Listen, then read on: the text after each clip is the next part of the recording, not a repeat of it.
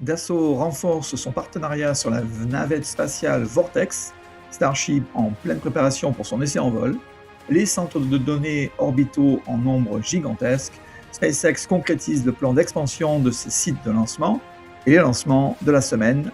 Bonjour à toutes et à tous, je suis Christophe Paget et bienvenue à Espace News, votre revue spatiale hebdomadaire.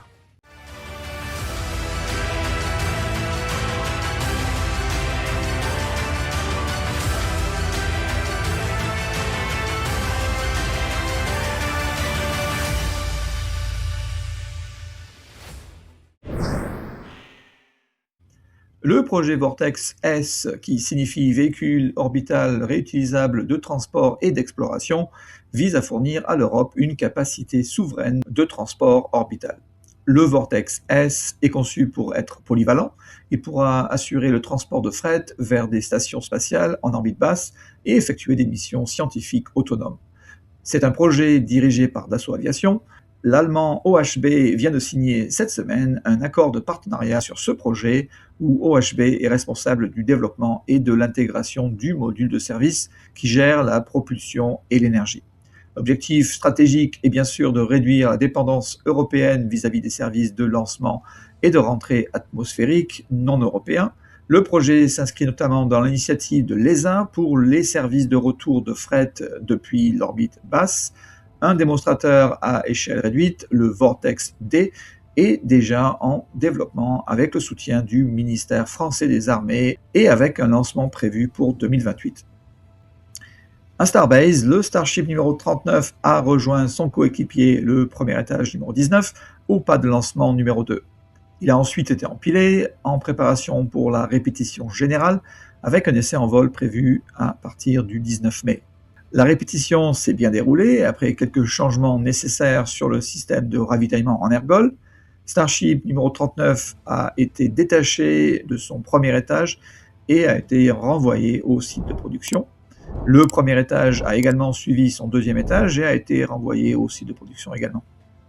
On reste avec SpaceX. SpaceX a récemment déposé une demande auprès de la Commission fédérale des communications, la FCC, pour un système de centre de données orbital composé de jusqu'à 1 million de satellites. Cette initiative est un pilier central de l'argumentaire d'Elon Musk auprès des investisseurs pour la prochaine introduction en bourse de SpaceX qui vise une valorisation d'environ 1,75 billion de dollars à la mi-2026. Le projet vise à résoudre les problèmes d'infrastructure de l'IA terrestre, tels que l'augmentation des coûts de l'électricité et les limites du réseau électrique, en tirant parti de l'énergie solaire quasi continue en orbite héliosynchrone. La période de consultation s'est terminée le 6 mars 2026, attirant près de 1500 commentaires, notamment de la part de la communauté astronomique préoccupée par la luminosité de ces futurs satellites. Il faudra encore quelques mois avant que la FCC donne une licence à SpaceX pour ses centres de données orbitaux. Et oui, SpaceX continue à faire la une des infos. SpaceX vient d'acquérir une zone vaste dans l'État de Louisiane, 136 000 hectares, environ 550 km², de marécages au sud de l'autoroute 82, vers le golfe du Mexique à Pecan Island et Freshwater City, dans la paroisse de Vermillon, au sein de la région de l'Acadiana. Pecan Island est situé à mi-chemin entre Boca Chica et Cap Canaveral. SpaceX entend y construire son troisième site de lancement. La raison donnée est très simple. Il prévoit de lancer près de 1000 vols par an, ce qui nécessite plusieurs sites de lancement confirmés par SpaceX sur X.com. De plus, Elon Musk vient de confirmer que SpaceX cherche même à avoir des sites de lancement dans d'autres pays. Le 11 mai, CASC a lancé une longue marche 7 depuis la Chine pour sa mission Tianzhou 10, le ravitaillement de la station spatiale chinoise avec plus de 6 tonnes de marchandises. Elle a amarré à la station quelques heures plus tard. Le même jour, SpaceX a lancé une Falcon 9 depuis la Californie pour une mission militaire NRO 172.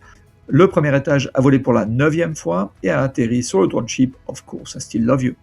Le 12 mai, la CSC a lancé une longue marche 6A depuis la Chine pour la mission Space Sail Polar Group 9, un lot de 18 satellites de communication pour la constellation chinoise Qianfan. Le 14 mai, Landspace a lancé une Zhouke 2E depuis la Chine. C'est un retour réussi après son échec en août 2025. En résumé, du 1er janvier au 14 mai 2026, 107 fusées ont été lancées avec succès, 70 provenaient d'une entreprise américaine et 26 de Chine. Je vous quitte cette semaine avec une image prise par le télescope spatial James Webb et l'observatoire de rayons X Chandra qui ont uni leurs forces pour offrir cette vue de la nébuleuse de la patte de chat, aussi connue sous le nom de NGC 6334, située dans notre galaxie, la Voie lactée, à près de 5500 années-lumière de la Terre. Différentes longueurs d'onde se combinent pour révéler les jeunes étoiles au centre de ces nuages de poussière. Un spectacle magnifique. Merci d'avoir regardé votre chaîne Espace News. À bientôt pour un nouvel épisode de votre actualité spatiale.